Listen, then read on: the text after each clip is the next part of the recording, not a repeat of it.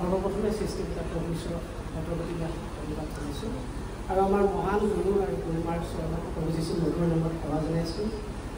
মোৰ নাম ধেমাজি, মই ধেমাজিৰ পৰা আহিছোঁ। মোৰ নাম শ্ৰী ৰাজকুমাৰৰ পৰা আৰু মই 18 চনৰ পৰা এই নামঘৰৰ পৰা আহি আছোঁ।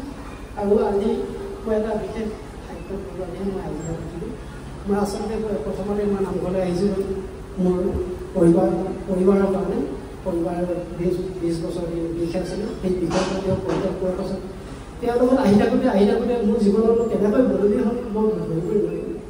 ঈশ্বৰে বেয়া বস্তুবিলাকৰ পৰা অঁতৰাই আনিলে আৰু তেনেকৈ চকুতে মই কেনেকৈ ঈশ্বৰৰ দাস হৈ আজি ঈশ্বৰৰ ঘৰত চকুৰ পৰা মই নিজকে বুজিয়েই নাপাওঁ।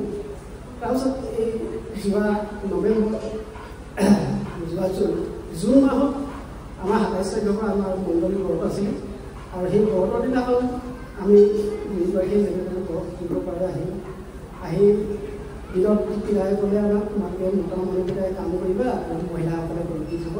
আৰু পিতাই কোৱা মতে আমি কাম কৰি মই যেতিয়া গধূলি উঠিলোঁ, আমি গোটেইখনে প্ৰাৰ্থনা কৰি যেতিয়া বিচনাত গৈছোঁ আৰু যোৱা সময়ত মই কঁকালটো অলপ বিষাইছে আৰু ঘৰত মানে কাম কৰিলে বিষটো বহুত দেৰিলৈকে হৈ থাকে আৰু বহুতে শুব নোৱাৰোঁ, বিৰাট অশান্তি পাওঁ।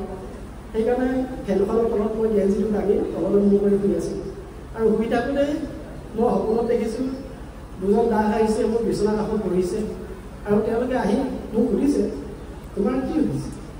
মই বোলো মোক কঁকালত অলপ বিষ হৈছে।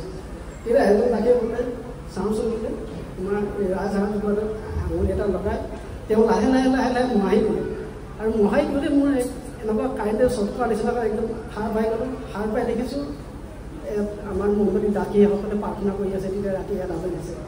তাৰপাছত অলপ বহিলোঁ। বহাৰ লগে লগে মই চালোঁ মোৰ কঁকালৰ বিষ একো নাইকিয়া হ'ল।